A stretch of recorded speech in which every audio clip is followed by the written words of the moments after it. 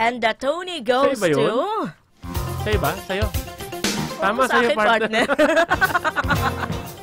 Nakakagaw ng balita, partner. Wala pa siyang, wala pa siyang Maganda ka muna. Tapos na.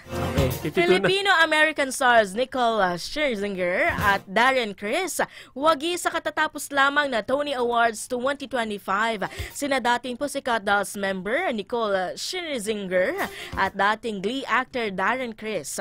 Naiuwi ni Scherzinger ang best performance by an actress na leading role in a musical para sa kanyang pagtatanghal sa Sunset Boulevard.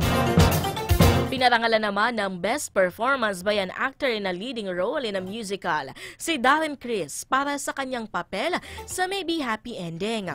Sa speech ni Nicole, pinasalamatan niya ang Diyos at ipinahayag niya kung gaano siya ka-proud na irepresenta ang Hawaii, Korean o Ukraine at Pilipinas. Pinasalamatan naman ni Darren Criss ang kanyang asawa na nagbigay suporta sa kanya. Nominado rin sa Tony Awards sa mga film artist na sina Conrad Ricamora at Clint Ramos para sa Best Performance by an Actor in a Featured Role in a Play at Best Costume Design of a Musical. Dumalo rin sa seremonya si Tony Award winner Lea Salonga bilang presenter. Mabuhay at pagbati para sa mga nagwagi.